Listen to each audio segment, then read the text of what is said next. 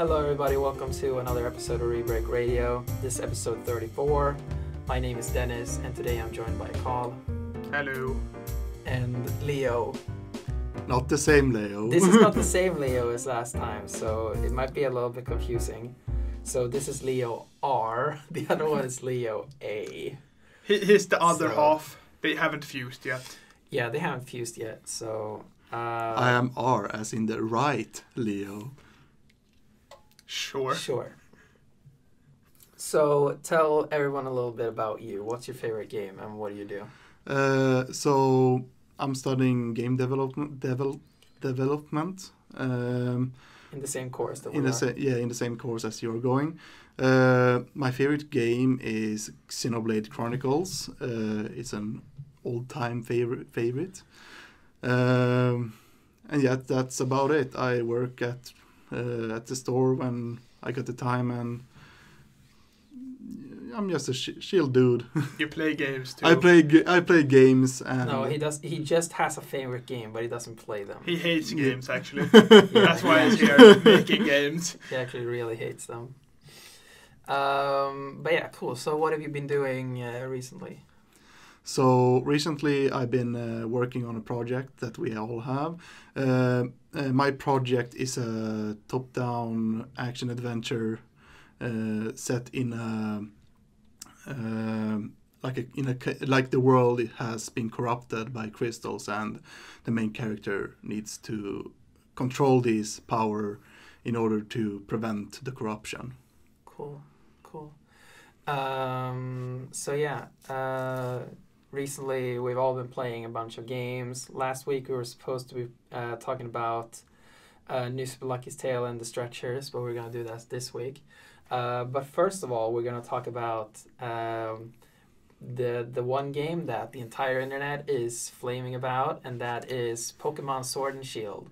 To be fair, a lot of the internet is now no longer flaming about it because they realize the game is pretty fucking good. Yeah.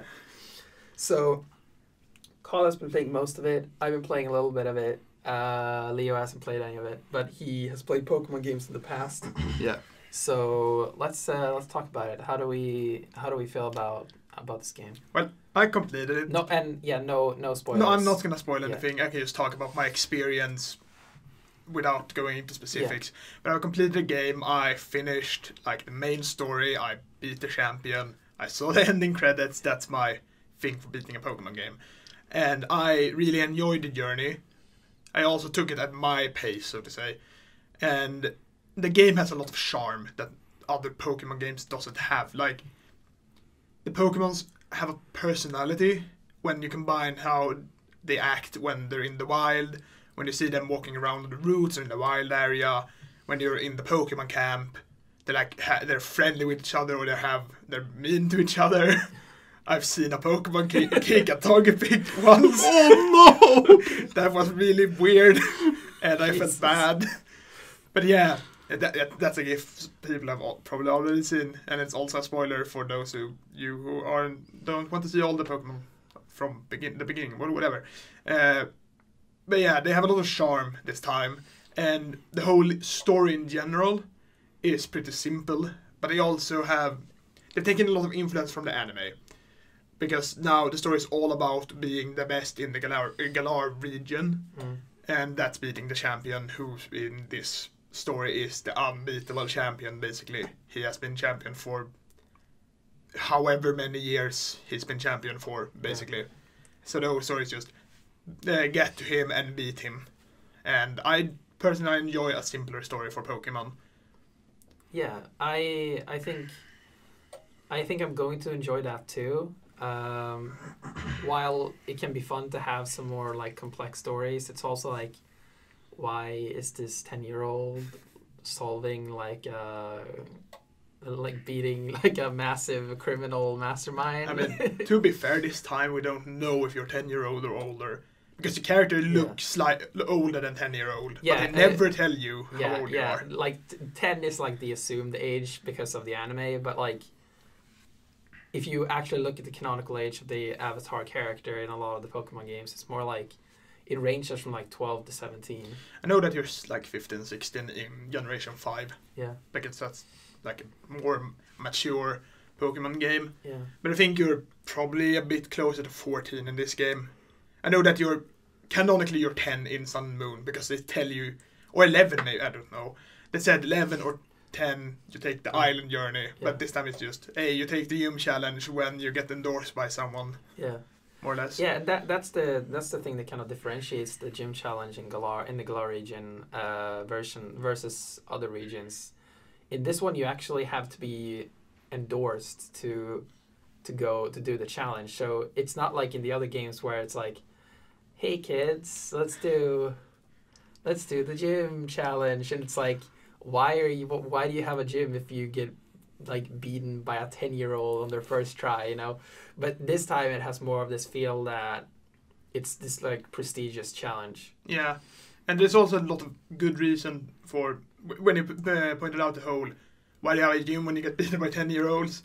But if you're endorsed, but in this case you're endorsed by the champion, he does that in the beginning of the game. Yeah. And they talk a lot about, oh, you're endorsed from the champion, you must be a good Pokemon trainer because the champion is the like best trainer in the region. So in the story it's like, oh, so you're endorsed by the best trainer in the region, you must be a pretty good trainer. So that's probably why they can go the whole route of, yeah, you can beat the gym leader in like one battle. Yeah. Because you're supposed to be really good at Pokemon battling because you got endorsed by him. Yeah. So let's talk about the wild area. So that's probably my favorite thing about the game so far. I haven't reached the first gym yet, but I have reached the wild area. And entering the wild area, it took like a few seconds until I remembered that from like the direct that you get camera control in the wild area. So I was like, oh right, I get camera control here. And I started to like look around, and immediately I was like, can I invert the y-axis? And I went into the menu and I inverted the y-axis, and then I went back into the game, and then I immediately thought like, wow, this is awesome. I'm not gonna have this discussion with you. Well, I've seen videos. I heard about people complaining and endorsing the wild area, and my opinion in it is that it's an improvement for the game, because in the older Pokemon games, I didn't like that it was a random encounter by the grass. And by having like Pokemons flying or walking around in the wild area, actually seeing them is like a big improvement for the game. That's in the entire game though, not only the wild area. Yeah, exactly. Yeah. And it just gets this like more real feeling for the game. Yeah. Like when you see an Onix like moving around in the world, it's like, holy shit, man. Like that's an actual Onix. And like, they're really big. Moving around in the world. And like you see in the grass, and they're like tiny Pokemon. Yeah, like Tyrogues. Like break your knees hopping. And also, like I played Let's Go Pikachu. I played Let's Go Eevee. Yeah, did you play Let's Go? Yeah, I had Let's Go Pikachu. Yeah, so I really liked that they added the Pokemon in the overworld thing there, and I championed so hard for that to be kept into Sword and Shield. But the one thing I wanted them to change was that in Let's Go, they were like very docile. They were just like walking around, and they didn't care if you really were idle. Yeah. Yeah, they didn't care if you were close to them.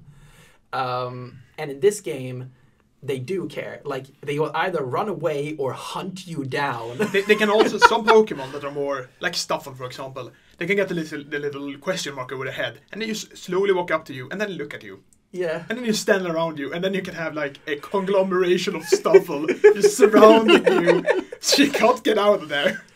But they're so cute, and they won't attack you. So, that's the whole also personality thing, because they give each Pokemon either 1, 2, or 3, and one being, oh, they're gonna flee. The smaller Pokemon usually do that, like early game bug Pokemon. Yeah. And then the more cuter, not aggressive Pokemon, they usually walk up to you and just look at you. And then you have the aggressive Pokemon, which will hunt you down. Yeah. And they will kill you. Like, because they're usually the big route walking Pokemon that are way too high leveled for you. Yeah, so, and because usually in Pokemon games, the camera has the top-down perspective. And in the wild area, you get more of a like third person behind the character perspective, which gives you a way better sense of scale for all the Pokemon. So when a fucking Wespy Queen is standing there and looking at you and starts to hunt you down, which Wespy Queen, if you haven't seen it, it's a large, really large bee queen. It's a scary Pokemon. That looks like angry all the time. And like she starts to hunt you down. I'm like, oh shit. Just like running in the other direction. Yeah, and that's the whole... I remember at the beginning, before the game was released, there was that meme when they showed that Pokemon might hunt you down. When it was this was Choke, and I just remember the meme of in the wild area that my Choke will hunt you down and kill you. And just have a Choke going like this. And now I'm doing like the whole arms out, I'm really macho pose. Yeah. Because that's how they walk in this game. Yeah, I mean, like, all of this just makes the game feel a bit more... It feels more alive when you have like this kind of system. Yeah. I think it's like I said, I hope that it's a big improvement, and I hope that they will like keep this feature for future games, and maybe probably even improve it even more. Yeah. In some ways. I mean, that it's the best, in my opinion. I wish the wild area was way more. I like having linear routes.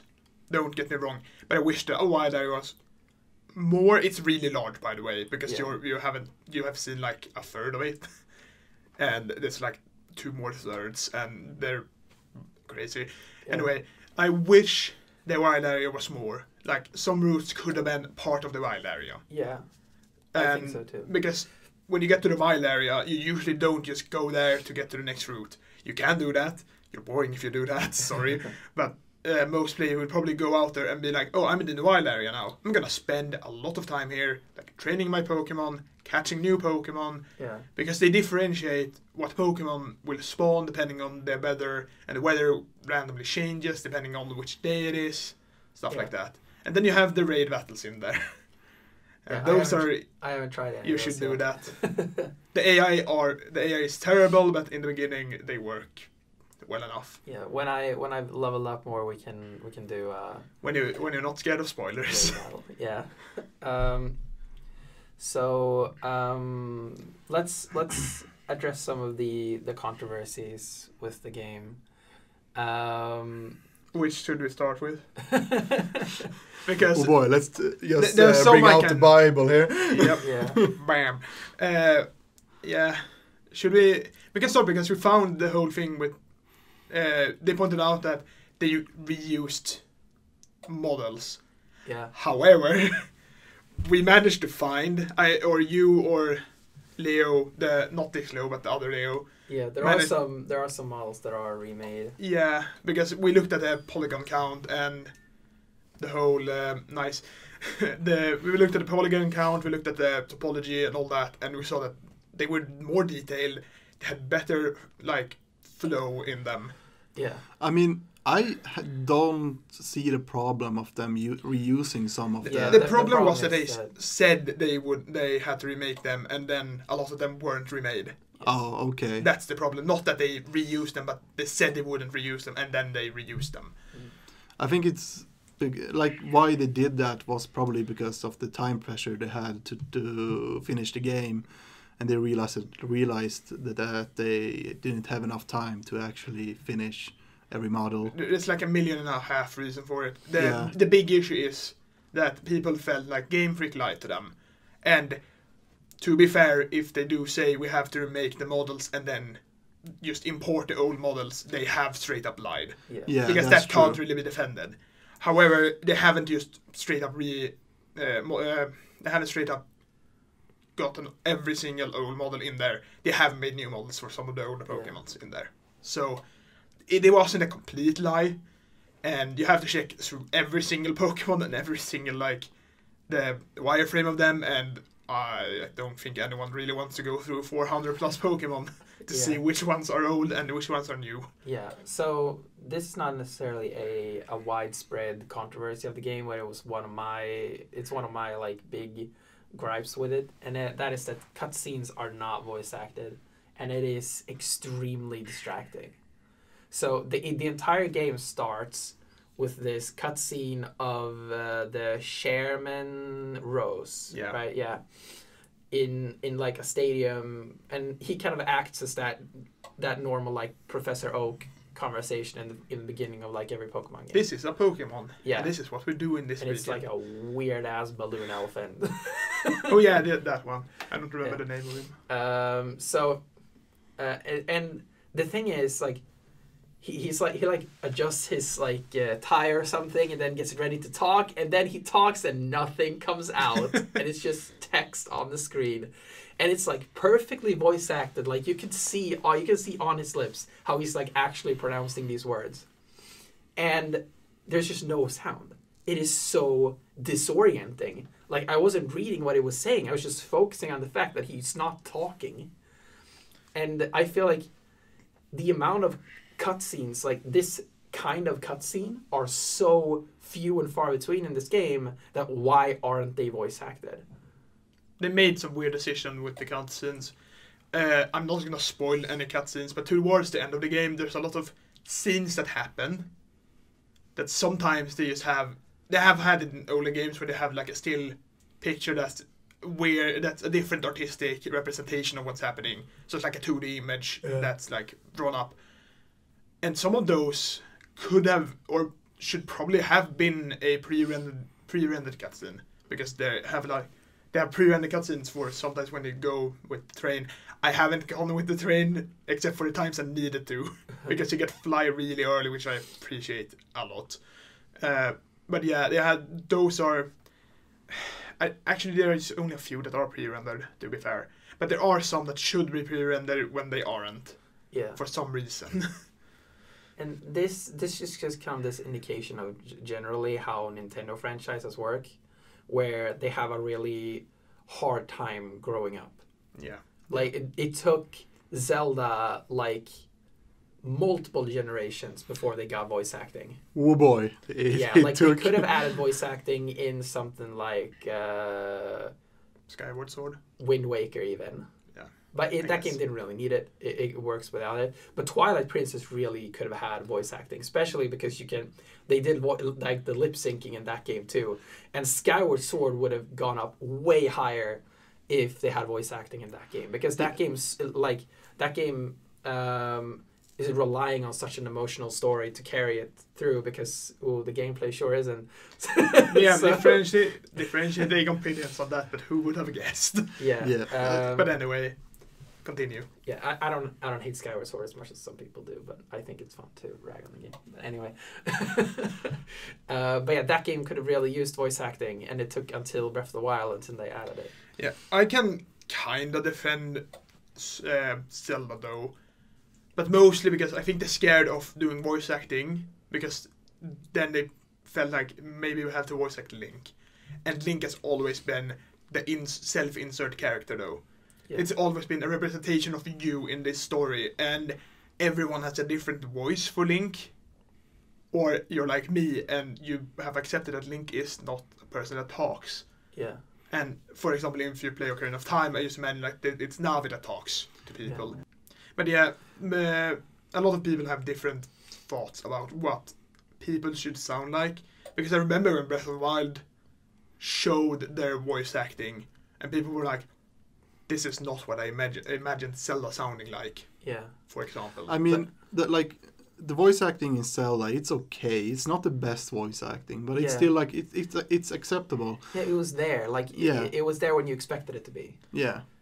Although I played on the Wii U for the first time, and some cutscenes randomly weren't voice acted. Wait, you played Breath of the Wild on the Wii U? I didn't have the Switch at the time. I didn't have the money for the Switch. What the hell? I just really wanted to play the game. Okay, yeah, but I did enjoy it, but whatever. What I was going to get to is that Breath of the Wild showed an example of where you have a character that doesn't talk, but you have other characters that do talk.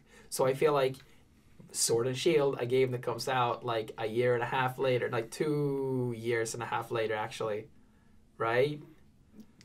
From Sun and Moon. From Breath of the Wild. Yeah, that's 2.5. Yeah, 2.5, I think. But the one was 2017. Yeah, a year and a half. Yeah. Yeah, so 2 years and a half. Yeah, I mean, so I feel like that game improved it, and they could have added it into this game. Yeah, they probably should have, but it's like we have discussed it here. What might be the problems with Game Freak, because they obviously have some issues when it comes to their game design. And it's not that the game designers or game developers are bad. They aren't, because they make good games. Yeah. The problem is probably the managerial stuff at the Game Freak, because they're probably horribly understaffed to begin with. Yeah. And then they have to make, because Sword and Shield is literally the most sold has the most sold copies at this time compared to when it launched of any Switch game at all. It recently went past 6 million copies. And it has been out for not even a week. Yeah, and I think the highest selling game right now is Mario Odyssey, and that is at like, I think it's like above 10 million, 15 million, somewhere in that range. That's crazy. Yeah, that's a lot of copies. Yeah. I think it's actually 14.9 million, I think. Yeah. To have like when you look at the numbers and you see like the big, how much it sells, it really tells you like how much people care about the franchise in like at all. Because when I look at the internet, I see like a lot of haters like saying, "Oh, the game is bad. I will boycott it. I won't buy it. I won't play it." And they say that they're like the biggest Pokemon fans, and I'm like, and then I see these sales numbers, and I'm like, that's great. People like the game, and then I see people complaining about like, oh, you shouldn't buy the game, like you're idiots for buying it. I'm just getting annoyed by the like. That's just a general reason. Yeah, this is how video game outrage culture works. Yeah, you complain about the game for the entire hype cycle of it, and then you buy it anyway. That is like if you look like the best like representation of this is like in Video Game Donkey's video about the video game community. He says that the video game community loves to hate on Activision, EA, and Ubisoft, and yet Activision, EA, and Ubisoft have the best-selling games every year. Yeah. So it's just people like to outrage about these games, but they don't actually follow their own advice. They just go and buy the games anyway, because guess why? They are excited about it. That's why they're raving about it. If they didn't care, they wouldn't talk about it.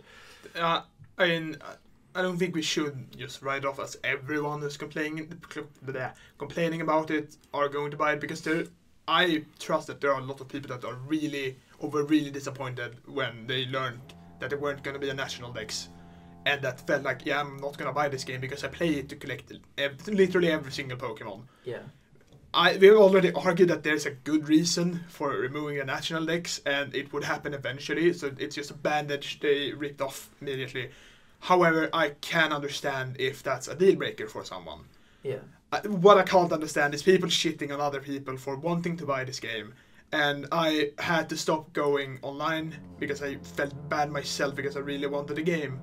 And I got really tired of reading how I'm apparently a shitty person because I want a video game. Yeah.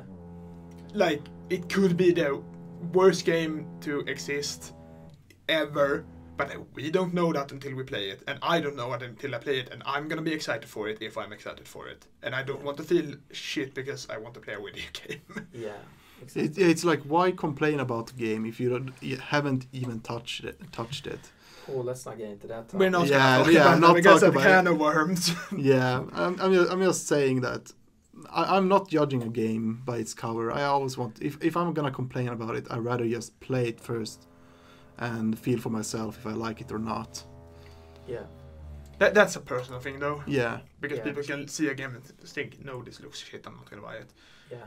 So I have done that. By the way, if you can hear some sounds in the background, it's because they're like drilling in this building. So sorry about that. But it doesn't sound like it's too intrusive.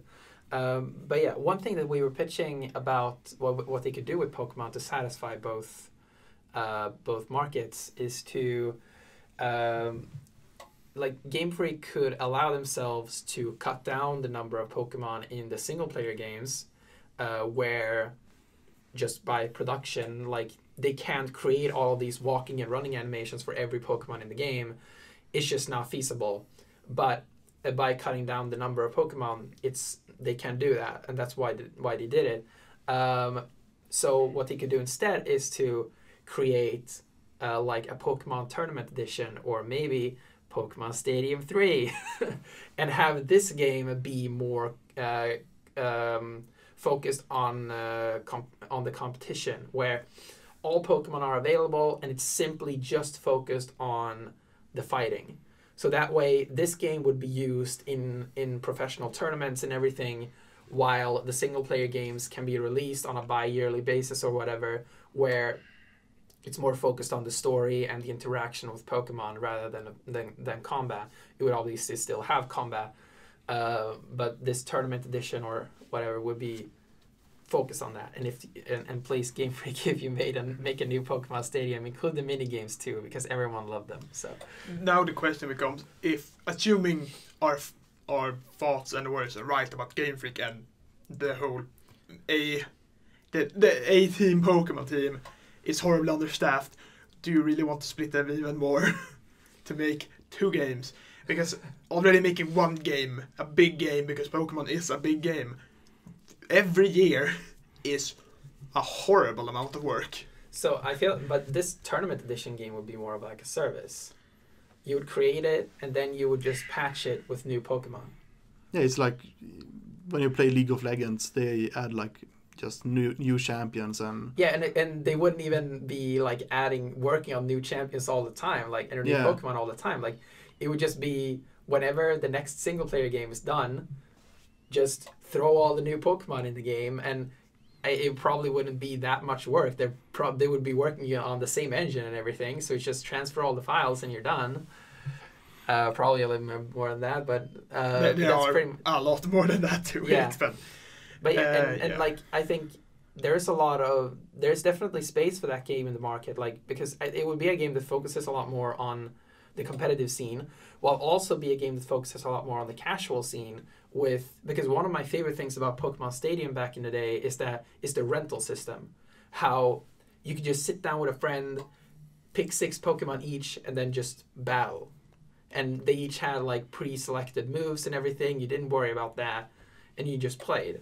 And also the mini games were a lot of fun. They were like this Mario Party kind of thing, but you would just play the mini games all the time. Like it was great, and just bring that back, and also focus on the competitive, like online things too. I think the problem with the competitive side is that a lot that goes into the competitive scene is breeding Pokemon with perfect IVs and then EV training them to the max basically. And you can't really do that in a stadium type game where you have fixed Pokemon basically. Yeah. And having moves and doing they could do some kind of transfer thing that you could transfer them from the single player game, and maybe there's definitely some work to be done here. Like, how would you train the Pokemon that are not in the single player game? But maybe there is like there's a lot of things to work out. Yeah. However, you could just make a completely like Pokemon Showdown, but officially.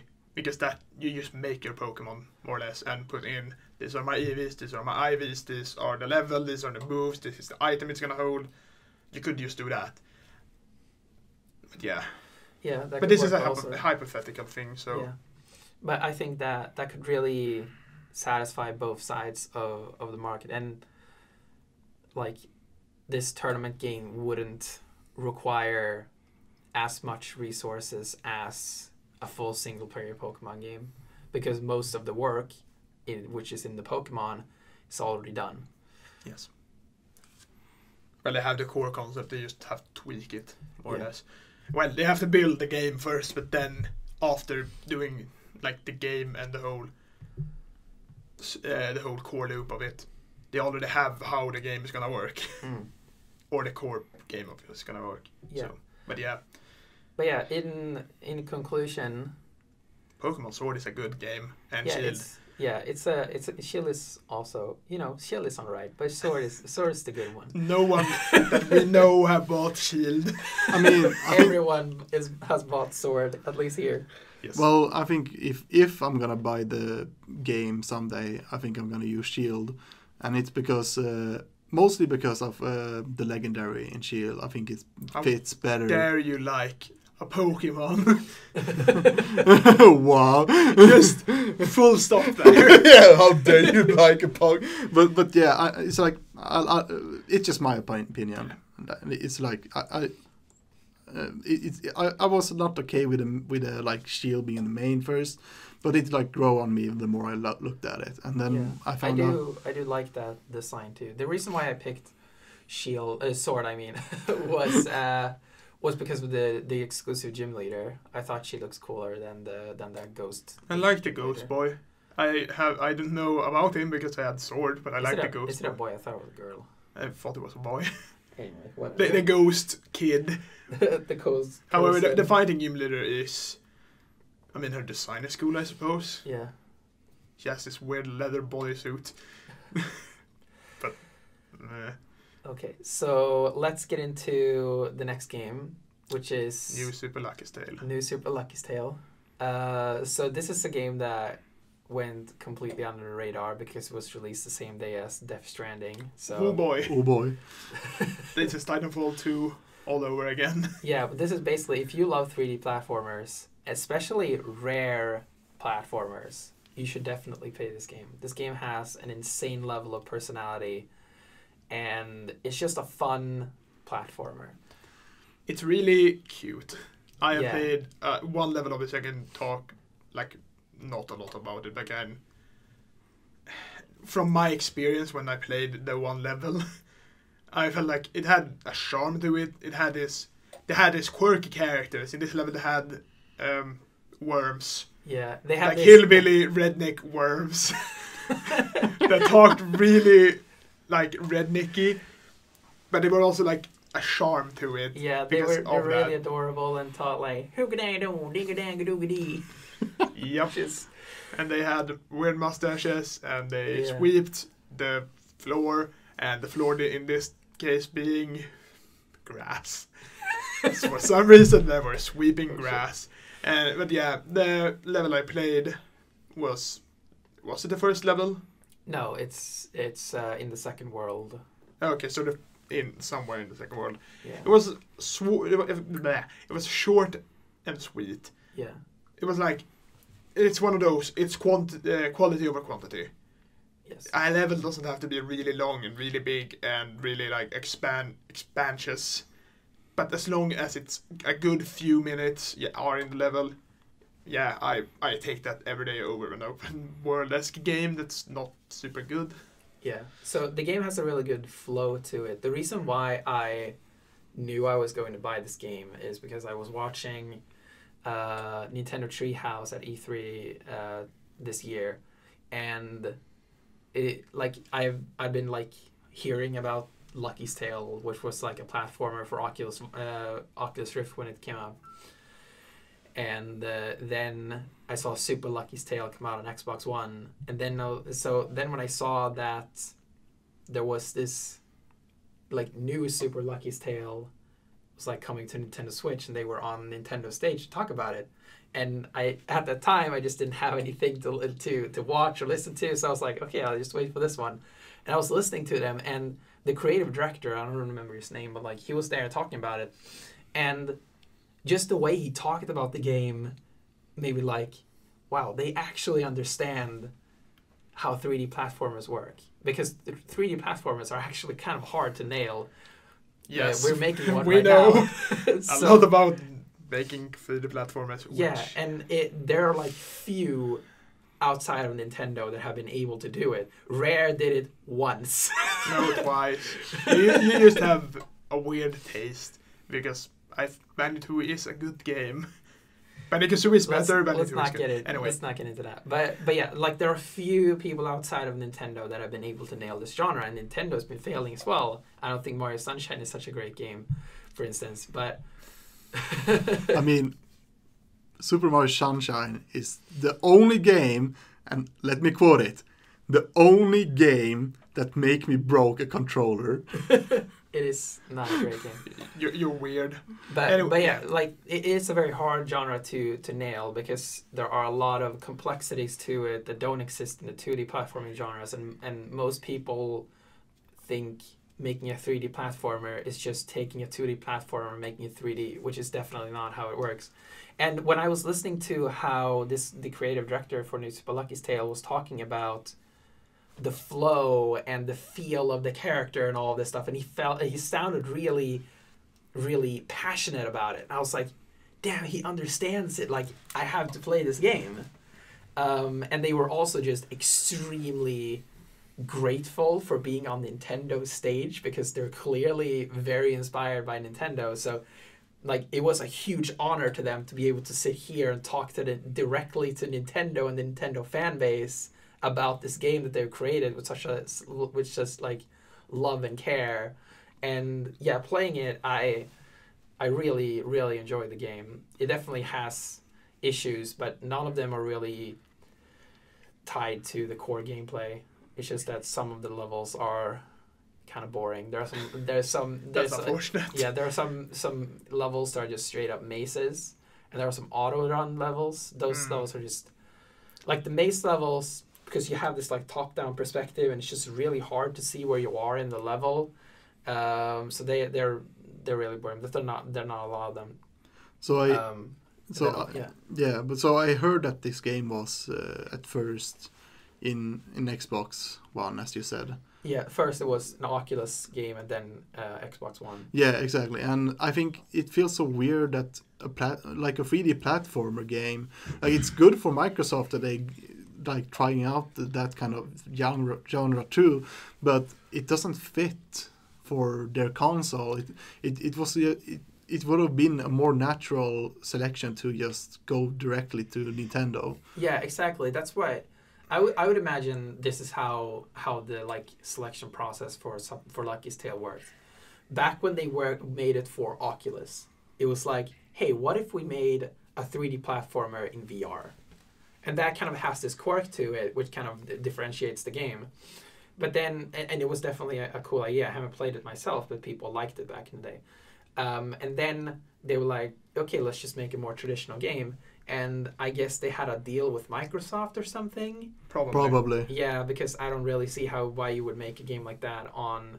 Maybe they decided to make a deal with Microsoft because they didn't want to directly compete with Nintendo, maybe. I don't know. Whatever the choice was, it just does not work on a Microsoft console.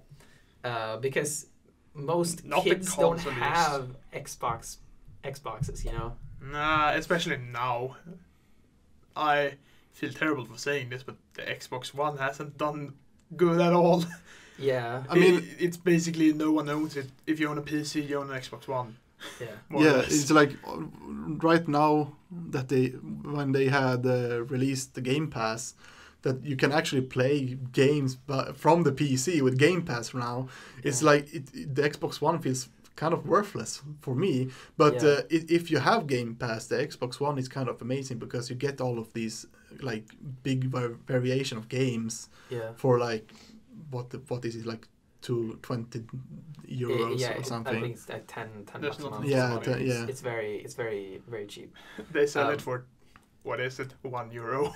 Yeah, there's like a sale for like €1 for 3 months right now. Yeah, but yeah, so they released it on there, and the game was okay on the Xbox. I haven't played it, but I looked at gameplay, and the weird thing about that version of the game is that this was before Mario Odyssey, so they were clearly following 3D World a lot with how they designed the game. But they didn't go the entire step of making a completely auto-controlled camera. Instead, they had this camera that follows Lucky, but it moves in like 45-degree.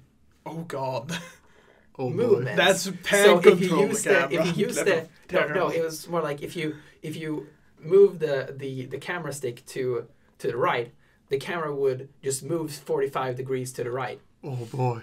Yeah, and it had this like really low view as well. So precision 3D platforming was very hard. That's not okay. That's some Nintendo 64 shit. That's Mario 64. But Mario 64 was way better because that one at least like followed after you. This one was just static in that direction. So it didn't really work. I don't like the game. Whatever. Yeah. So that didn't really work. So when they went ahead and made new Super Lucky's Tale, and this was in a world that had already seen Mario Odyssey, which that's when they realized, because the Mario series hasn't had a manually controlled camera since Sunshine. Galaxy had an auto camera, and the 3D and 3D Land and 3D World had a completely auto-controlled camera on a rail. So I would imagine that the developers thought that maybe this kind of audience isn't ready for this kind of camera control. But then Odyssey proved that that wasn't the case. If you just have a good enough correction system on the camera, it will still work. So then they went for a completely free camera in New Super Lucky's Tale, and now I feel like the game has finally found its audience, I think. And I really hope that Switch players go ahead and buy this game, because I want to buy the game. There's really way too many games right now. Like Yeah. I have a game we're gonna talk about later.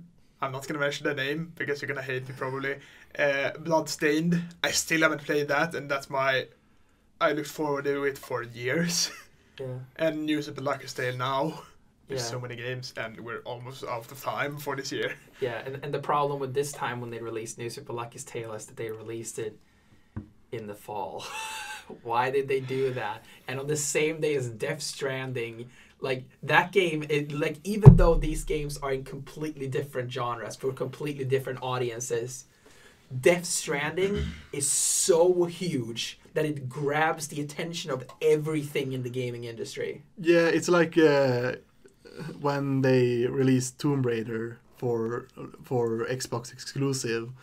It was on the same day as Fallout 4, and Yeah. it was like, I didn't know it would release that day. I only knew about Fallout 4.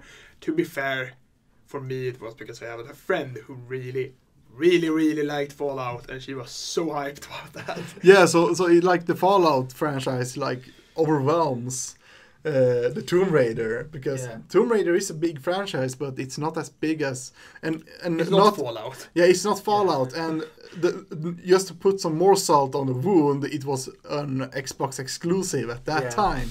Exactly. Yeah. So yeah, but just please go and play Super Lucky's Tale. It's not that expensive, is it? I think it's $35, $35.40. Slightly over the average in the game. Yeah, but I personally really respect that. Respect that, because I really respect when developers dare to charge enough for their game. Like they charge what they want to charge. Yeah, they charge what they want to charge, and they charge what feels right and what works for them. And I really respect that. I felt like this game looks great. I'm going to pay for it, whatever it costs. So yeah, I'm definitely gonna buy it sooner or later, because I think, like, I haven't tried it, but what I've seen of the game is really interesting, and it's probably gonna be like the game I'm gonna play around in Christmas when I just wanna chill around and do nothing, then just be by myself. Yeah, exactly. Let's move on to the stretchers. Oh god, the stretchers. Oh boy. We mentioned a bit last week about the stretchers being a game. Yeah, so me and Carl played it before the podcast last week for a few missions, and then just for the podcast today, I let Leo play it for a little bit so we could talk about it. So The Stretchers is a Swedish game published by Nintendo. It is developed by Tarsier Studios in the south of Sweden. And it is a co-op ambulance game. And it's ridiculous. Yeah, so you play as two shonky ambulance people. Yeah. I will call them that forever because they're shonky ambulance people. Yeah, and you can do a lot of weird shit. Like, I didn't show you that, but you can sing, you can have your arms out, you can clap. Yeah, you can clap. crouch. Yeah, I discovered the clap on myself. I was trying out buttons and I was clapping like, don't clap, I want to grab people. I just remember that you cracked up when I crouched, walked around, and did the singing thing with my arms out, and I looked so dumb. You crouched down like, oh. And then with the arms out and everything, it looks so. It's a ridiculous game. Yeah, I mean, like me and Dennis, we were trying to like crouch and get into Oh no! like it was not a house, but it was like a it's like a storage. Yeah. And there was like a shovel laying around the floor, and I walked into it, and my character got hit and like fall down on the floor, and we started to crack up. It was like when we played and we had to saw down trees because you don't only do ambulance stuff, you do other weird stuff. Yeah, we were cutting grass. we didn't cut grass. Oh my god! When we were sawing trees on a racetrack that had car racing on it. Yeah, and those were out for blood. This one red car was just, he was going to kill you. Like, if a tree fell in his path, like, it was like the tree fell in his path, and he like tried to drive through it, and it was like, for all the times that he couldn't move forward, it was like the intensity of moving forward, like, increased every time. So when he finally passed by, he was just... Or when we had to grab the tree, I just grabbed the tree, and he comes like fucking Usain Bolt of cars, right through me, and I just fly. Luckily, you can't die in this game. But yeah I just remember us grabbing one of the trunks, going out on the street, and being like, we're gonna stand here and have a trunk that we hold in the middle of the street and see what happens. I don't remember what happened, but it was amazing, probably. Yeah. So, like, part of the game is that you walk around with a stretcher. So, like, you play 2 players, and each player holds one side of this stretcher, and then you have to walk around and pick people up who are dizzy, so you can bring them back to the hospital. So you pick everyone up and you put them into your ambulance, and then you drive your ambulance back to the hospital. Yep. And then you pass them all through this machine that looks like a TSA thing. And then there's this one doctor just standing like crouched down, he has squatting, and he's just like looking at the cameras like, yep. Yeah, he has so much swag. You can feel it pierce through your soul. Isn't he called like Professor Doctor? Yeah, he's the guy who's Professor Doctor. It's amazing. Or we assume he's Professor Doctor. Yeah, but no one else has that level of swag to be called Professor Doctor, so it has to be him. Yeah, and the whole game is basically a Overcooked-esque humans fall flat kind of game. Yeah, because there's a lot of ragdoll physics, a lot of body comedy, and your 2 players doing quick thinking and puzzle solving together. Yeah. To like solve the missions. Yeah, so all of that plus Crazy Taxi. Yes. Yeah. That's my big critique though, is the taxi part, because one player drives. Yeah. And that's really fun. The other player can do literally nothing. Yeah, nothing on the control does anything. Yeah, they should have allowed the player to do something. Even just like change seating positions, clapping. Yeah. Singing something, but no. You can pause, basically. Yeah, like, they could have been something like you can reach your hand out the window and, like, slap someone in the face or something. Maybe just go on top of the truck and... Yeah, exactly. Yeah, just something that could have some interaction for the second player. Yeah, because when we played, we took every other, like, mission or every other time we had to drive a car where you drove and then I drove and then you drove and then I drove, and every time you didn't drive you just took up your phone and ignored the game until until you could play again, more or less. Yeah. One thing that was really fun about getting to drive is that you were always rushing to be the first one in the driving seat. Like, I want to drive. No, I want to drive. I just remember when we got onto the roof and we found this package and we had no idea what to do with it until we accidentally pulled it apart, and I was like, oh, we destroyed it. Whoops. And then we got a hat. Yeah. So yeah, if you like, I know I am really happy about this, and I have fun playing the game, but like this type of humor isn't my type of humor. But if you really like Humans Fall Flat type of humor, you will love this game. Yeah, it was definitely like it's a game that you have to play in like 10-minute spurts though. It gets really tired. It gets really old after like 10 minutes. But like playing it again with you, it was like equally funny again to just jump into it. Yeah, it's like the kind of game that when you got like friends coming over, you just sit around and you're just goofing around with the game like for a short time, and then you move on like watching a movie or something, doing something else. This is a game you could probably give to like family members who's never played the games and just watch them play, because that's probably going to be the most amusing thing you watch.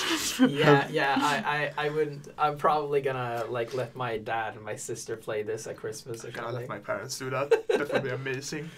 If you have two small children, give them the controllers and watch them cry out. Yep.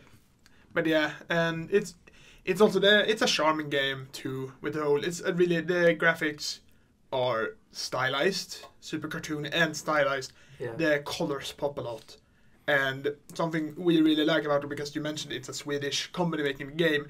Both, it's really hype that Nintendo is publishing a game made from a Swedish company because we're in Sweden. I don't think that's ever happened before. I don't think Nintendo's ever published a game made by Sweden. Yeah, I think this is the first time. Yeah, but it's really cool that happened, and it's really charming, because I remember we were driving around, and then I saw a stop sign and say, "Wait a minute, back up." Look at that stop sign. Yeah, that's just straight up a Swedish sign. It was like Herr Gorman, which is Mr. Walk here. It's the crosswalk sign. Yeah. We have here. It just looks exactly like a crosswalk. And then we noticed the buildings and the train tracks, and we're like in a rural town in Sweden. Yeah, and the bus stops. Bus stations. The bus stops look exactly like Swedish bus stops. Like they have this like curved glass on the top, and it's just like it looks exactly like that. Yeah, it's a game by Swedish developers, so it felt kind of natural that they just used like I think they went with like trying to make the game look as Swedish as possible, just to stamp the approval of we are Swedish. I think they might do, and I can't remember because I can't remember the sound exactly. I think I remember the sound of the ambulance, because I remember now that different countries had different sound for the ambulances. Huh. And it might just been because we know how an ambulance sound in Sweden, and we're used to like hearing that noise and be like, "Oh, that's an ambulance." Yeah. So when we heard it, we probably didn't really think about it. Oh my god! You know, one thing that the second player could have done. Yep. Toggle the siren. Oh yeah. She could just like stand on the road like next to someone's like. And see people like. I tried to hit people. I'm gonna be honest. It didn't work. I remember when I first drove, and you were like, "What are you doing?" And I just went straight into a wall. Because someone stood there. I want to see what happened if I drove into a person. It did nothing. However, something I remember being amusing when we played was we drove through an intersection really weirdly once. And then we came back after like half an hour, and that intersection was so like full. All the cars were stuck. Because Dennis drove really weirdly one time, and there were like 5 cars coming from the right, 5 from the left, 5 from the front, and then like 2 cars in the middle sitting sideways, and nothing was happening. And we were like, did we just fuck up this crossing? Yeah. Yeah. So yeah, we definitely recommend this game. In bursts. In bursts. Play it in bursts, and play it with someone who like who can appreciate some really stupid humor. And try to do exactly the opposite thing you need to do. Because a lot of the time we were playing it, and he went one way, I went another way, and we should probably go the same way, but no, fuck that. We have to compete.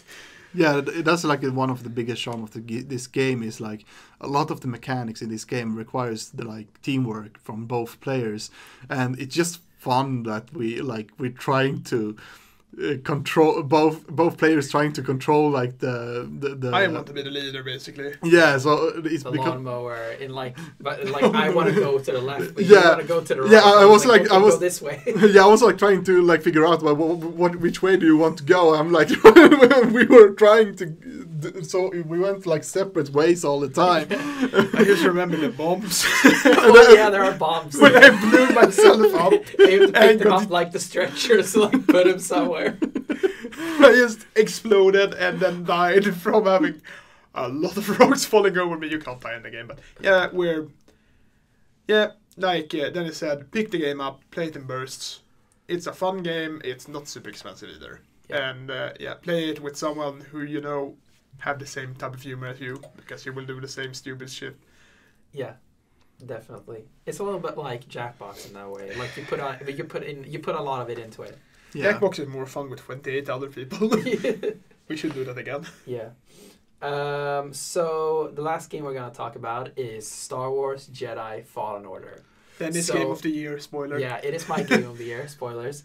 So yeah, before we get into it, similar as we talked about with all the 3 games before this, like we're not gonna spoil any of the story and stuff. I have no idea about the story Yeah. or the game. So I have played. I think I am at the final boss, but I'm not really sure if it's the final boss or not. How much have you played, Leo? I'm on the 3rd planet right now, and I've done like half of the extra planet. I really need to play the game. Because I think we've discussed this. The game is basically a Uncharted, Metroid Prime, and Dark Souls put into one game with Star Wars all over it. Yeah. Because when I look at the game, I don't really care that much about Uncharted stuff. I think I like Metroid Prime. I like Metroid games. I love Metroid games. Metroid Yeah. Prime is because I haven't played a lot of it, but I fucking love Dark Souls Yeah. so much. And I'm not as big of a fan of Star Wars as Dennis is, but I think Star Wars is cool. Like the whole thought of being a Jedi Knight, going around with a lightsaber, you cut people down with a laser sword, and doing that Dark Souls style. I need to do that, and the whole idea of being able to build your own lightsabers. Yeah. That's super cool. And I watched like some endgame gameplay against stormtroopers, where they had this really cool lightsaber, which I'm not gonna talk about because I Yeah. don't know if you. Don't. I'm spoil not gonna anything talk about about it, lightsaber. but yeah, it was a really cool lightsaber, and they did really cool moves, and I just want to play the game when I Yeah. watch that. Yeah, so I haven't played any of the Souls games. I've only watched Game Grumps play them because Oh, I God. don't really been into that kind of really punishing gameplay. But I think what Fallen Order does is that they take inspiration from that kind of gameplay and then bring it to a more not a casual audience, but they bring it down a notch. And they make it a Yeah. lot more accessible.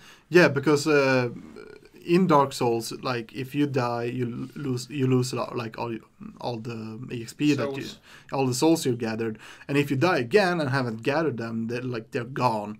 But in this game, it's more like, you died from that enemy. If you hit that enemy, like meet it again and hit it, you get everything back. Yeah. So the enemy steals your souls, quote unquote. Does the enemy become stronger, or is it just? No, it's just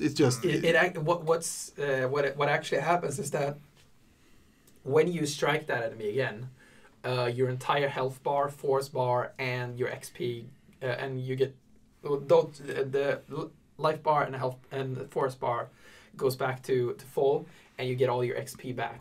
So in a way, it becomes this boost for you. So you clearly had a problem here last time. So you go into it. Maybe you take a little bit of damage before you're able to put a strike in, but then you get all this health back and you get this boost. So now you don't only get more health, but you also get this confidence boost.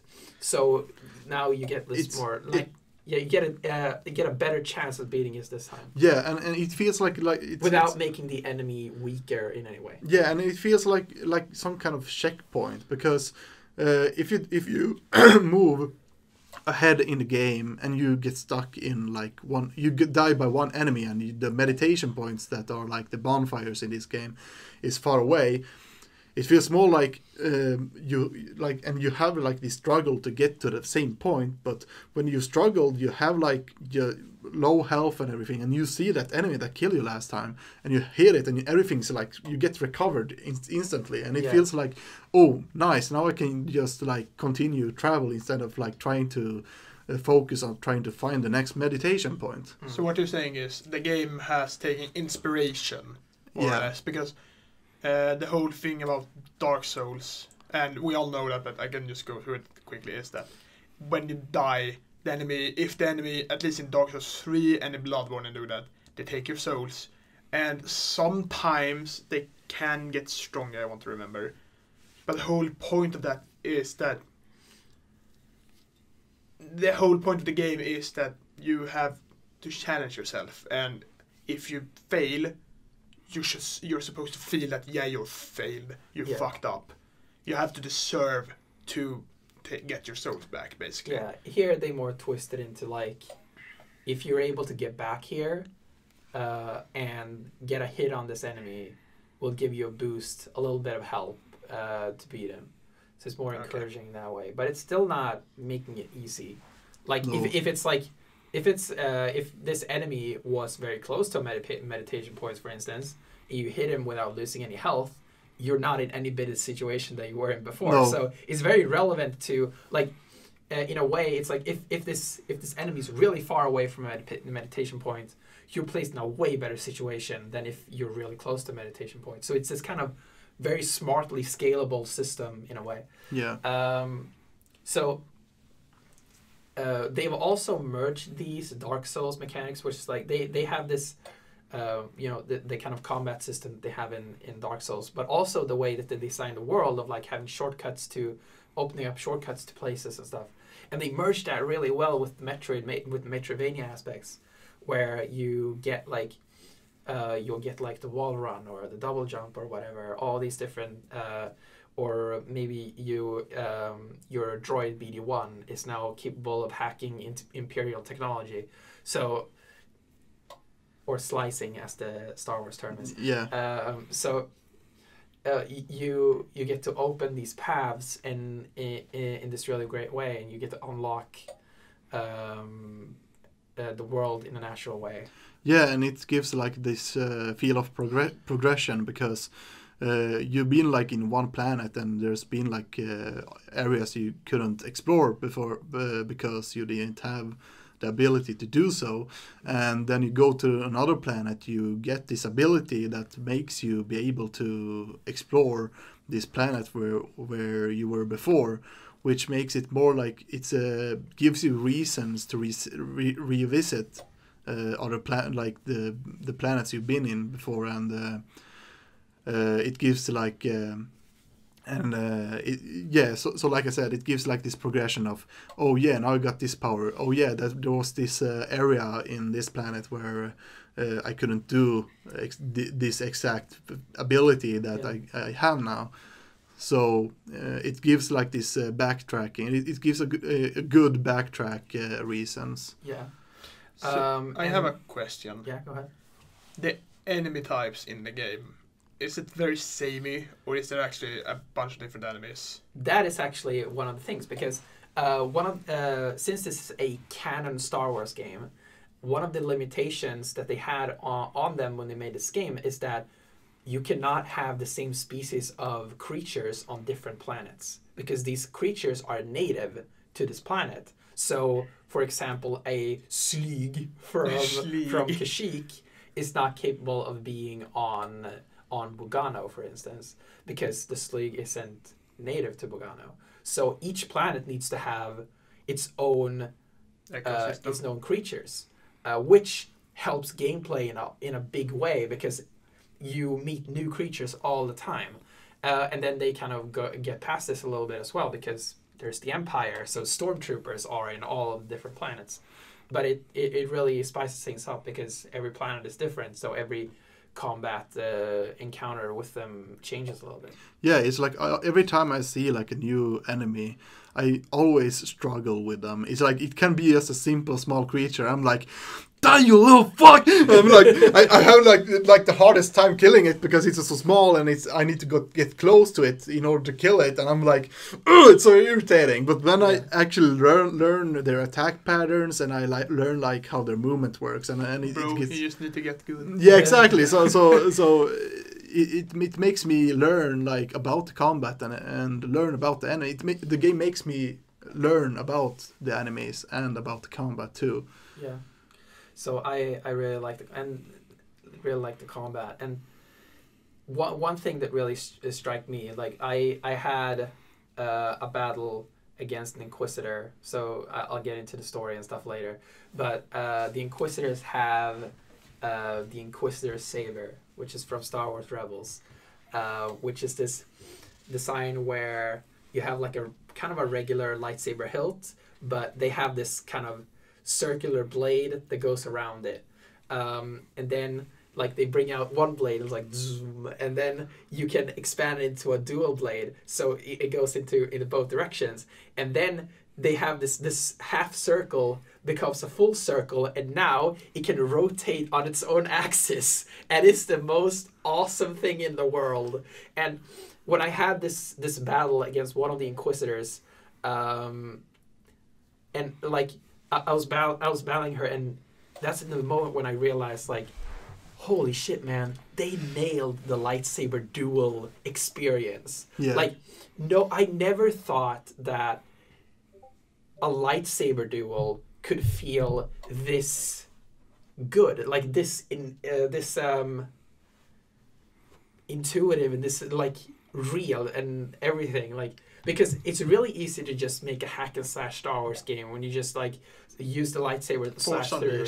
Yeah, well, you just slash your enemies. But like in Force Unleashed, in Fallen Order, it really feels like you are equally matched with another lightsaber user, and you have to read its movements and everything. And like I battled multiple lightsaber users in the game without spoiling who they are and everything, and different people have different weaknesses. Like you have to employ a different tactic of beating like all of the different people, because they've had different masters, they have different focuses through their training of becoming like a Jedi or whatever they are. So it's like, it's not just like, because I beat this lightsaber user, I can now go into battle and beat this one, because you have to read their movements in a different way. So the only thing I want from the lightsaber battles is, does it make me feel like I think Anakin and Obi-Wan felt when they dueled at the end of episode 3, because that's like this is a lightsaber duel for me, or to me. I got a high ground, Anakin. Well, aside from that, but when they actually did the duel part and not standing on lava. So it doesn't go as like choreographed as the prequels, but it's more akin to the sequels, I would say. It feels a lot more like the battles in episode 7 and 8, where they have more intensity and action than the originals, but they don't go into the same like ridiculous nature and choreography of the prequels, where it feels a little something in between. So it feels a lot more like the 7 and 8, where they focused a lot more on the visceral nature of the lightsaber and stuff. So I'm gonna ask a lot of questions, so I'm sorry for that, but I haven't played it. So another question I have is the feedback you get from hitting someone with a lightsaber. Is it just you slice through them? No feedback at all. That's the thing. That's the thing. They all have animations for blocking in different ways. So if you slice, like, it feels like one of those, like when you're fencing.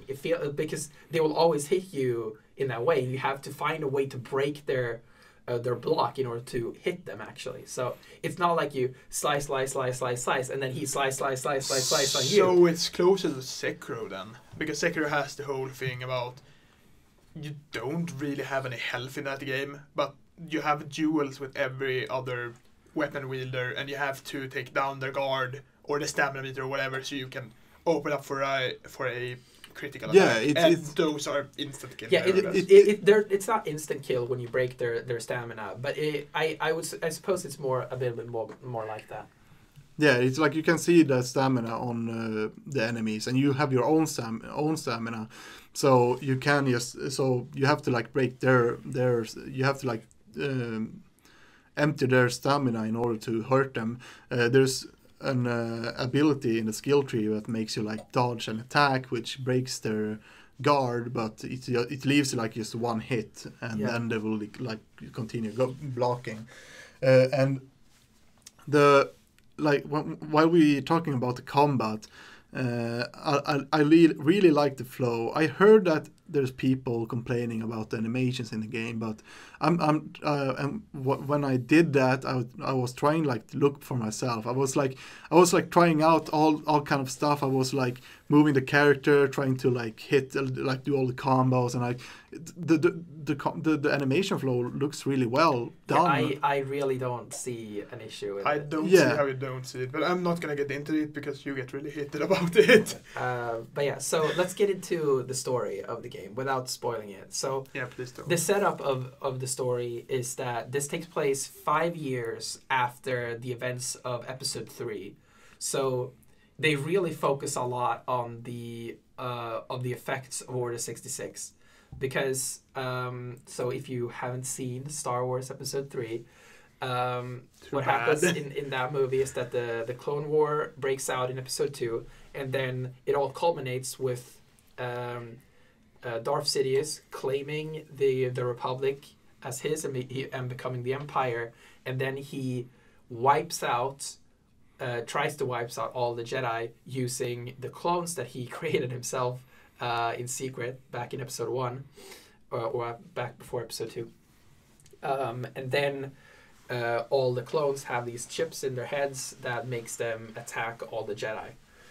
So a lot of the Jedi die, and it was something I was thinking about back in like a few days ago, where like in the original trilogy there are no Jedi, but then George Lucas decided to have a lot of Jedi in the prequels, and then he was like, wait a minute, how is there no Jedi in the originals? And he created the most epic event of all time in order to match that. So I think Order 66 is cool. Yeah, Order 66 is one of the coolest moments in the Star Wars universe. Even though there's a lot of child killing in that, but it's like it's a big thing and it feels monumental. Yeah, when it happens. And what Fallen Order does is that it makes Order 66 a more personal event, where you get to experience how the main character Cal, how this huge event that changed his life affected him as a person, rather than this kind of very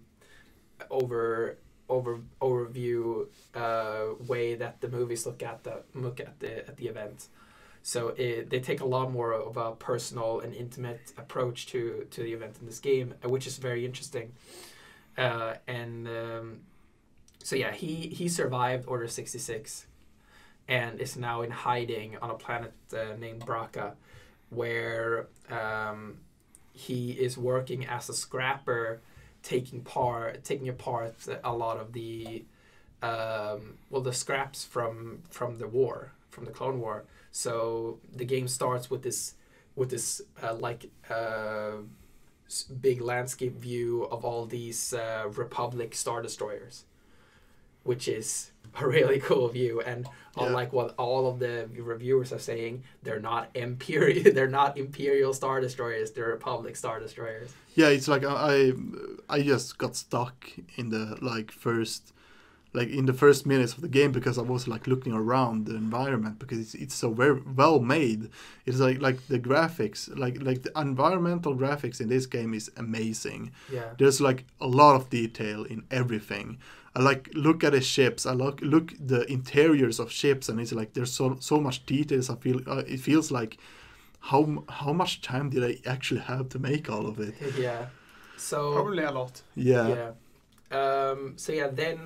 Then there's an event that happens that forces him to use the Force, and that kind of because the Force is this power that goes through everybody and everything. I don't think you have to explain the Force. Yeah. When the Force is used, and now since all the like a lot of the Jedi are gone, that means when anyone uses the Force, pretty much probably everyone can feel where it happened. So all the Inquisitors, which is this group of Jedi killers that after Order 66, when the Emperor realized that Order 66 didn't kill all the Jedi, he started the Inquisition, which is a group of Jedi killers where they are former Jedi. Oh, okay, so there are Force sentences. Yeah, they are former Jedi that... there are a lot of lore behind this. Basically, this is one of the Emperor's contingency plans. If Anakin were to fail and not go to the dark side like he had planned, this was his like secondary plan to like the Inquisitors would have been Darth Vader basically. So all these people were like Jedi that he thought could join the dark side. So all these Inquisitors, you get to see one of the Inquisitors, which is the second sister. And then they figure out that you're a Jedi and you run away. So now, it's that the one in all the trailers. Yeah. Because I was like, before I knew about the Inquisitor, I was like, why is this random person? Who is this, and why do they have a lightsaber? Yeah. So they introduced them in Star Wars Rebels. Yeah. Let's watch that. Yeah. So that's the thing I wanted to get to regarding the story is that. If you've only seen the movies, this game is introducing a lot of elements that you don't know shit about. But that's also fair, I suppose, because do they ever explain it in the game? They do. Well, I mean, you haven't seen Clone Wars. Or I haven't. Right? So how do you feel about how they introduce the Inquisitors and like the Jedi holocron and stuff like that? Yeah, I didn't think about it like a lot. I was like, oh, that's cool. There's like the Inquisitors that are after me. It makes sense.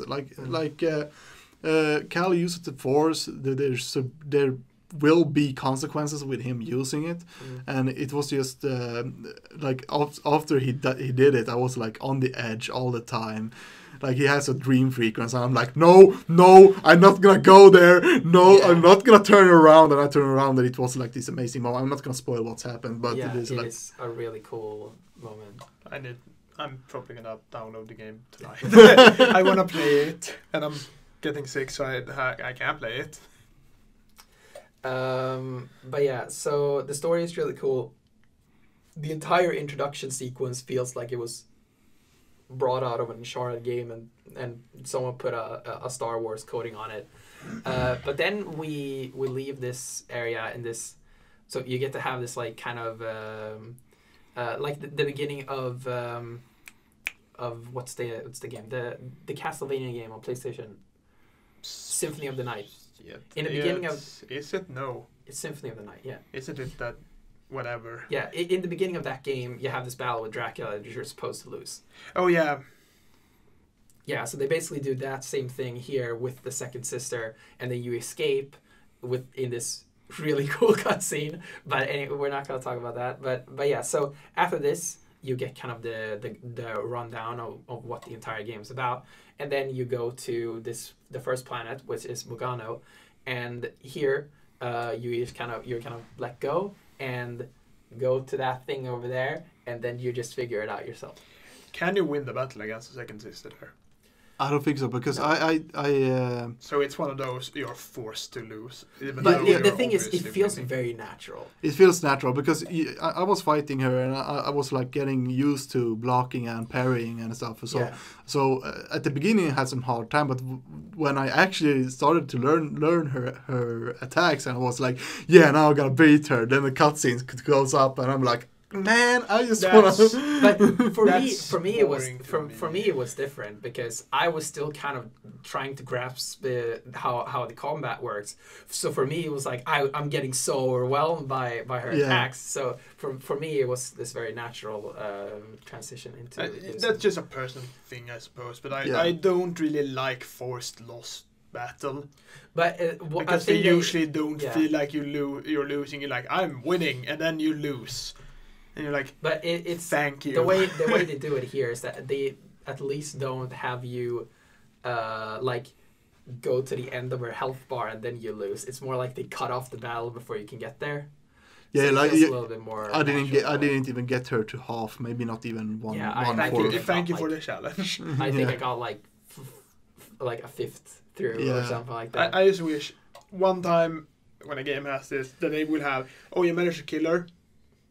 Oh, you managed to kill her. And then you get like a bonus thing because you killed a hard boss at the beginning of the game. For once, I want the game to do that. That would be super cool. Yeah, but it's the thing. Like after this point is when they kind of drop the Uncharted aspects and then just go straight into Metroid and Dark Souls. Yeah, I haven't played, or I played the first Uncharted, but what we like discussed, like what kind of game feel. I was thinking like there's like I feel like I like when I got to the wall running stuff and all that kind of stuff. I was thinking like this reminds me of a game, and I was like, what kind of game is it? And then I remember when I played Prince of Persia, and I got like this feeling from that game. So I think it has like some kind of common elements from that game, from Prince of Persia too. I haven't played that game, so I can't. Yeah, I know it's a puzzle, wall running-esque, yeah, linear level design. But That's all I yeah, know what I about it. really like about what they do after this point is that they just straight up let you go. That's cool. And it's really cool. I never thought a AAA game would just let me go like this.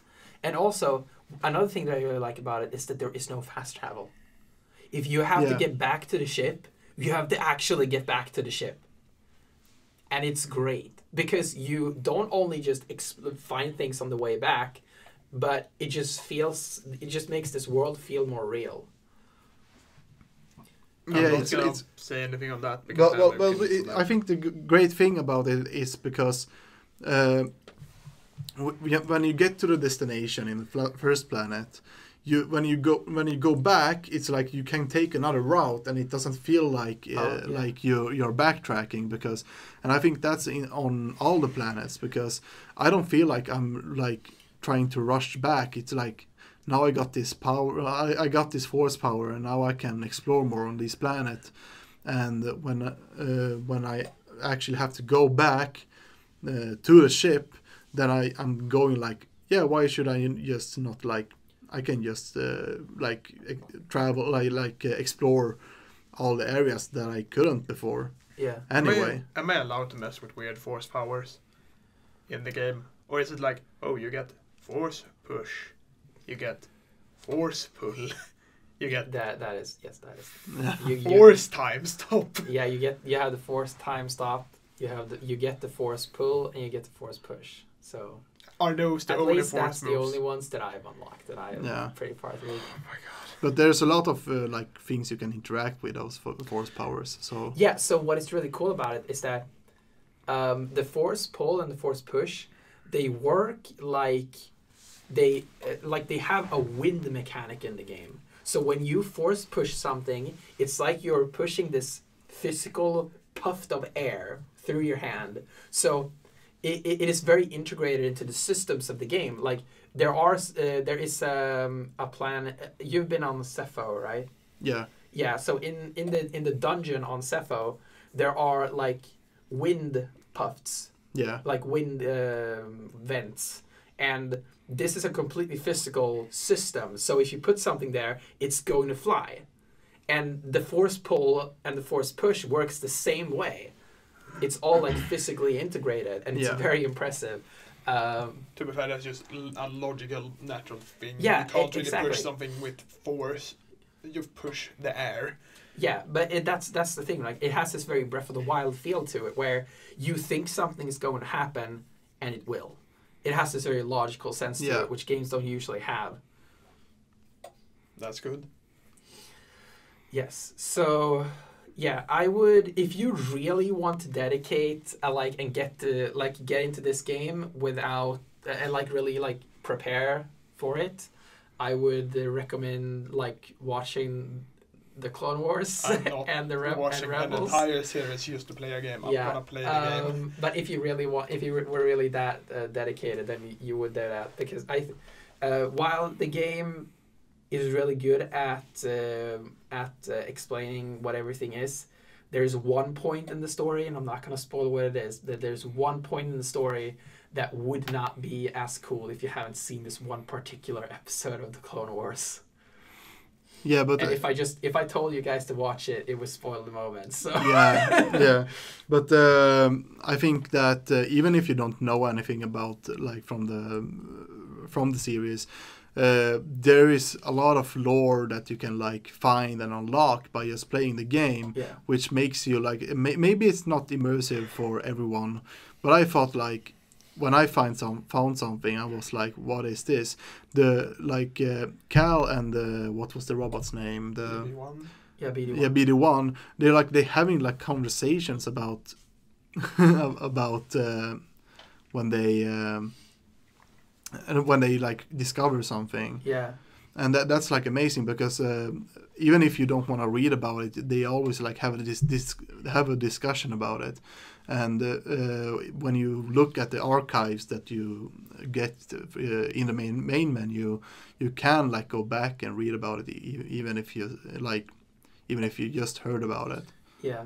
So one thing that I really like about the conversations that Cal and BD1 have is that BD1 talks in a very similar way to R2D2, where you can't understand what he says. Yeah. So whenever they have a conversation, you have to kind of interpret what BD1 said from how Cal responds to it. I'm gonna interpret it so stupidly, just and it was always so funny. Like sometimes Cal would just say like, "Huh, I didn't expect that from you." Yeah, I remember one moment like Cal was like, "Hey BD, can you tell me a joke?" And the BD says something, and he's like, "Why?" And the BD says something, and it's like, "Huh, that's a classic." I'm like, "What did he say?"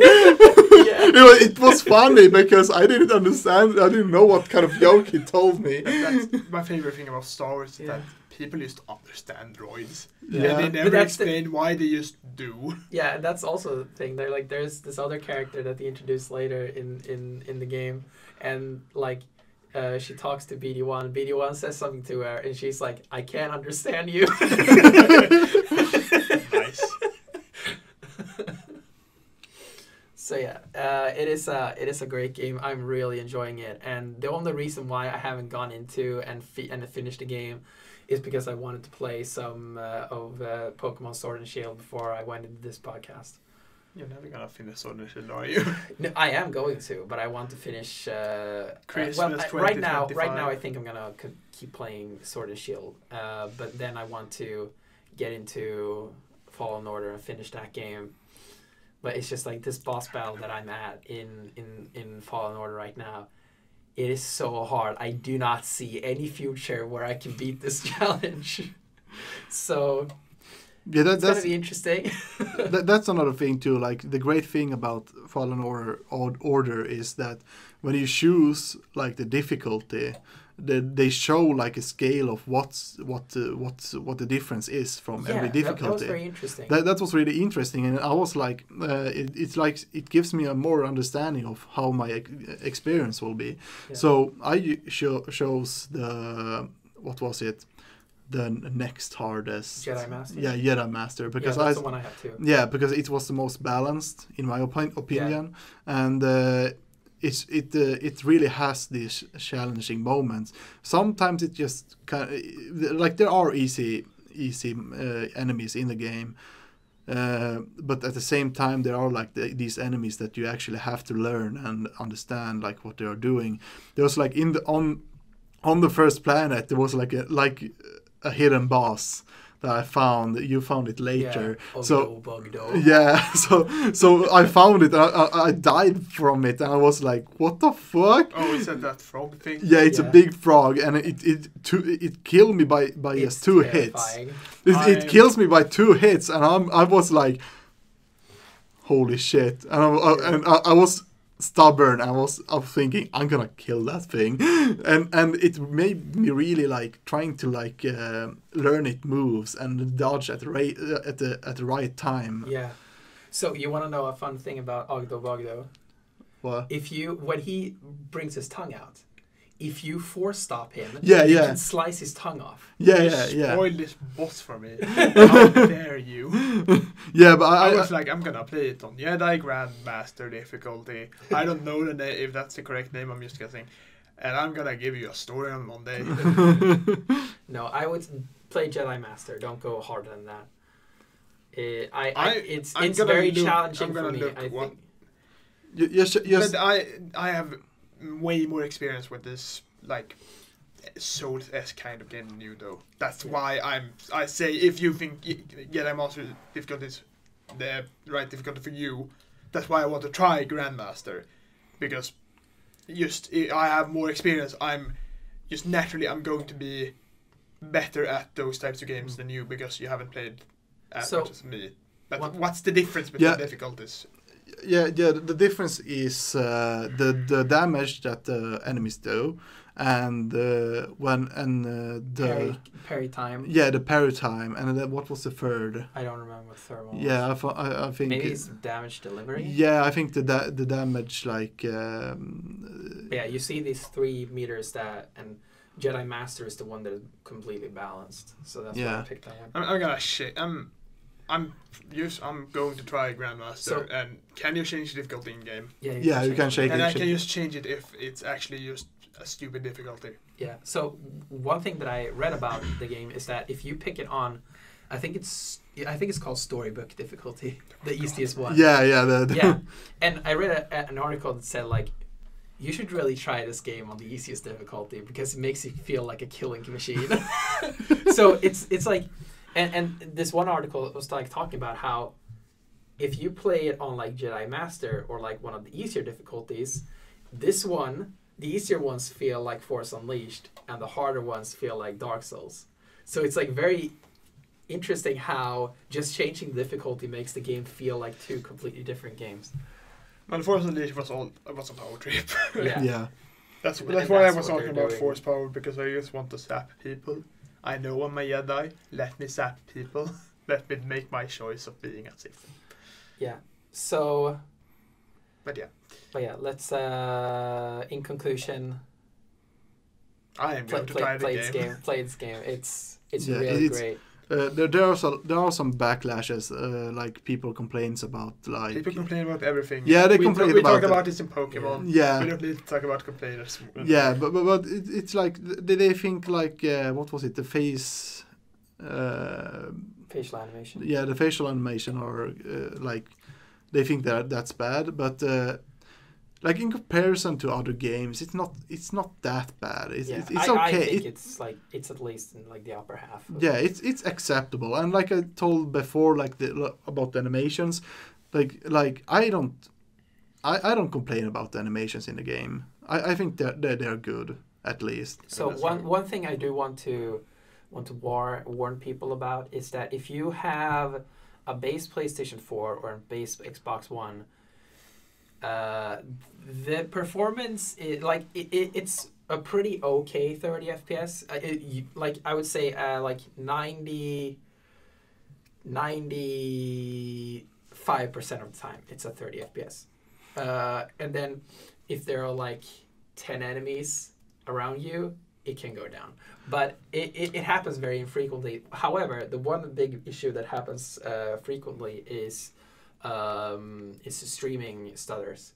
So if you are about to enter a new area, the game will freeze entirely, stream in all the new data, and then let you keep playing. Yeah, that so just makes me sad. Yeah, so that's the difference on like I play it on PC, and I'm playing it in like there's not a lot of like screen options you can use, but there's a lot of graphical options you can use, and I have everything maxed out on 4K resolution with a steady 60 frames per second all the time. Like I have no issues with the game with my computer. Cool. And my computer I got like a GTX 1070, and I downloaded it on an M.2 SSD card, so I got like a better loading times and better reading times on the game too. So That's Yeah, a something lot of to people consider. don't have that being. Yeah. So but if you have a PS4 Pro or an Xbox One X, it doesn't have the stuttering issues. yeah. So I still don't know what I'm getting in that, to be honest. yeah, but the streaming issues are being patched. So a patch is coming for the base system, as long as some optimization for the frame rate. But yeah, if you have a great PC and don't mind playing on a PC, go ahead with the PC version. Yeah, like the only negative thing about PC is Origin. even if you buy it from Steam, you have to like connect your Origin account to your Steam account and boot it from Origin. I had like yesterday I had problems with my internet, and I was like, so I was like, yeah, I can still play the game. It's like it's a single player game. I don't need internet. And when I was trying to boot it on Steam, then Origin came up and was like, oh yeah, I need to log into Origin. I forgot about that. That sucks. Yeah, so that's like the only negative thing. It is cheaper to buy it from Steam than it is to buy from Origin. That's weird. That's really weird. It's like $10 cheaper or something. But you can, if you have Origin Prime, I think it is Premiere. Yeah, Premiere. If you have Origin Premiere, you for like 159 like crowns, it's like a lot cheaper. If you It's just 16 euros. Yeah. I subscribed to EA Access on PlayStation 4 because it was cheaper to subscribe to EA Access and buy it with the discount that you get than to just buy the game itself.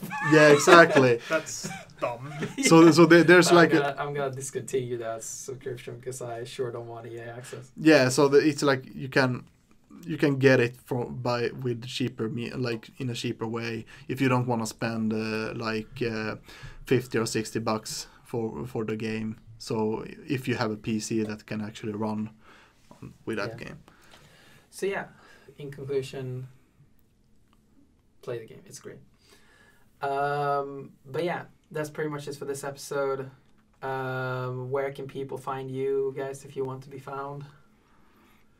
So I got a YouTube channel. It's not that great, but I got some videos. My most popular video is a Mad Max funny montage.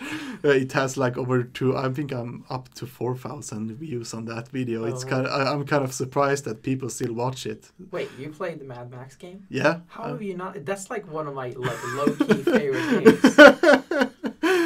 But yeah, but anyway, so you can find me anywhere if you just search Super Mixer Man, because that's like my standard username. Cool. I'm a piece of tofu. A piece of tofu. A piece of tofu. Super I think Mixer Man and a piece of tofu. Yep. Yeah.